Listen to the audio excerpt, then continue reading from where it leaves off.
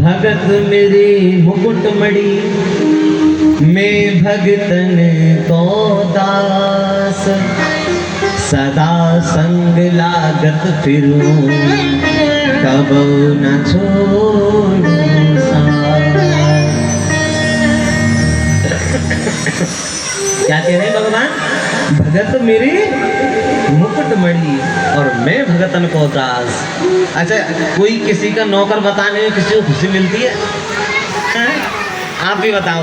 अगर आप भी ये कह सकते हो कि हम उसके नौकर हैं, अगर किसी के नौकर होंगे भी तभी बताने में शर्म आएगी, बताएंगे नहीं।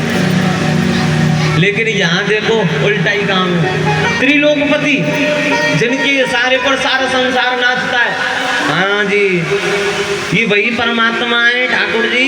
देखने में बड़े माधुर्य हैं, बड़े चित्त को हरण करने वाले इनकी वो सौंदर्यता है। लेकिन बंधु ये वही परमात्मा है कि जो जरा अगर अपनी थोड़ी छोटी सी थोड़ी टेढ़ी कर दे ना, ऐसे करके देख ले जरा, तो इस संसार का संग्रहण हो जाता है, समाप्त हो जाता है। जो गोविंद थोड़ी सी अपनी कमर पे हाथ रख के और थोड़ा सा ऐसा में लचका जाए तो इस सृष्टि की उत्पत्ति हो जाती है। और जो गोविंद थोड़ा सा अपने ऐसे हाथ रखकर थोड़ा सा अगर मुस्कुरा जाए तो इस सृष्टि का पालना हो जाती है, ये सृष्टि पल जाती है। ऐसे मेरे गोविंद क्या कह रहे हैं? भगत मेरी मुकुटमणि मैं भगतन को दास। मिले को ऐसो भगवान मृत्यु न मिले को महाराज, जो सदैव अपने भक्तों का दास बनने के लिए तैयार रहते हैं कि मुझे भक्तों के ऊपर नहीं रहना है, मुझे तो अपने भक्तों का दास बन करके रहना है। वही लगाओ जो मुझे तो अपने भक्तों का केवल दास बन करके रहना है।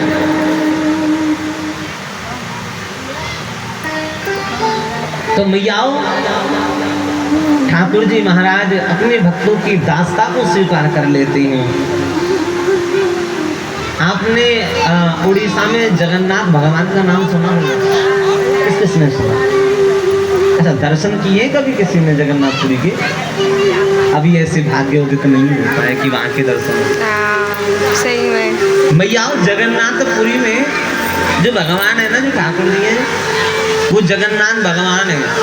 उनका स्वरूप आप लोग देखोगे ना, ये बड़ी बड़ी आंखें हैं, ऐसे बड़े बड़े ऐसे मुख है उनका, और रथ यात्रा निकलती है तो महाराज करोड़ों की जनसंख्या में लोग होते हैं। तो जो जगन्नाथ भगवान है वो इस संसार का पालना करने वाले हैं। साक्षात कलयुग में अवतार वही है एकमात्र। अगर आपको प्रभु का अवतार देखना है कलयुग में तो जगन्नाथपुरी चले जाइए, वहाँ प्रभु आपको साक्षात अवतार दिखाई देगा। अच्छा, जो जगन्नाथपुरी में एक भक्त हुए जिनका नाम था माधव दास बाबा। क्या नाम था? माधव दास बाबा, भगवान के बड़े प्रिय भक्त जगन्नाथ जी के। अभी एक बार माधव दास बाबा के मन में आया कि क्यों ना वृंदावन घूम करके आया जाए।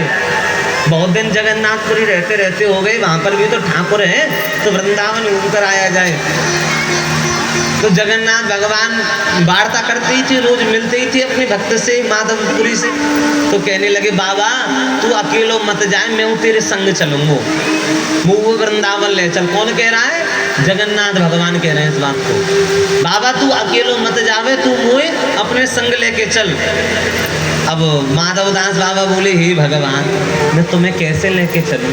अरे तुम्हारी राग सेवा, राजभोग सेवा, फिर शयन सेवा, फिर मंगला सेवा, इतनी इतनी आपकी सेवाएं हैं, वो सेवा मैं कैसे कर पाऊंगा? अब मैं तो फक्कड़ आदमी हूँ, कहूँ भूख लगेगी तो किसी के भी द्वार पे रुक जाऊंगा, वैसे ही मांग के खा लूंगा, बात खत्म है कि मेरा तो ऐसे काम चल जाएगा। लेकिन भाई तुम तो महलों के राजा हो, इतने बड़े मंदिर के महाराज हो, तीनों लोगों के नाथ हो, तुम्हारी व्यवस्था मैं कहाँ से करूँगा? इसलिए भगवान तुम मेरे साथ मत चलो। और माधवदास जी ने क्या किया? अपना झोला झंडी उठाई, जैसे ही थोड़े से आगे चले तो कहाँ देख रहे हैं? पीछे मुड़ के। वो तो ठाकुर जी एक छोटा सा रूप बना के पीछे पीछे चल रहे। अब माधवदास बाबा बोले, हे लगा तो मैं नहीं कर रहा हूँ ना, मत जावे, रास्ता में कंकड़ मिलेंगे, पत्थर मिलेंगे, तेरे पामन में लग जाए, कछु तो समस्या है जाए, कैसे होगी? चलो मंदिर में जाओ। भक्त भगवान को डांट भी लगा सकता है, जाओ मंदिर में। महाराज बेचारे भगवान आ गए मंदिर में। अब क्या लीला रची अब सुनना। अब माधवदास बाबा चलते गए एकदम अचानक माधवदास बाबा को बड़ी जोरों से भूख लगी, बहुत तेज भूख लगने लगी। अब माधवदास बाबा मन में सोचने लगे, अरे कभी इतनी भूख मुझे लगती तो है नहीं भाई, सन्यासी आदमी हो, सन्यासी को इतनी भूख का क्या मतलब, उन्हें तो संतोषी रहना चाहिए। अब कहने लगे परंतु इतनी भूख लग क्यों रही है मुझको। अब मन में सोचने लगे जब भूख लग रही है तो ऐसा करता हूँ